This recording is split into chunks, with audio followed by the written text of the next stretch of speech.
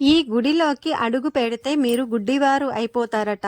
ఎందుకు అంటే ఉత్తరాఖండ్లోని లటూదేవా మందిరం. ఈ మందిరంలోకి భక్తులు అస్సలు వెళ్ళరు. భక్తులు అందరూ గుడి బయట 30 అడుగుల దూరంలో నిలబడి పూజలు అర్చనలు చేస్తారు.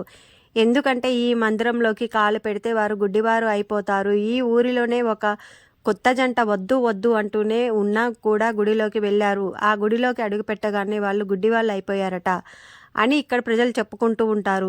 ఈ గుడి తలుపులు సంవత్సరానికి ఒక్కసారి మాత్రమే తెరుస్తారు. అలా తెరిచినప్పుడు కూడా పూజారులు కళ్ళకు గంతలు కట్టుకొని గుడిలోకి వెళ్ళి పూజలు చేసి వస్తారు. అలా తలుపులు తెరిచినప్పుడు గుడిలో నుండి దివ్యమైన వెలుగు ఆ గుడి చుట్టుపక్కల 30 అడుగుల దూరం వరకు వస్తుందట.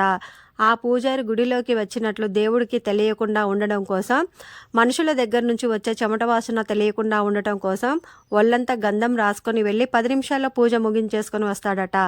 ఎందుకంటే ఆ గుడిలో ఉండేది సాక్షాత్తు సర్పాలకు రాజు అయినటువంటి నాగరాజు తన మణితో ఉంటాడని ప్రజలు నమ్ముతూ ఉంటారు.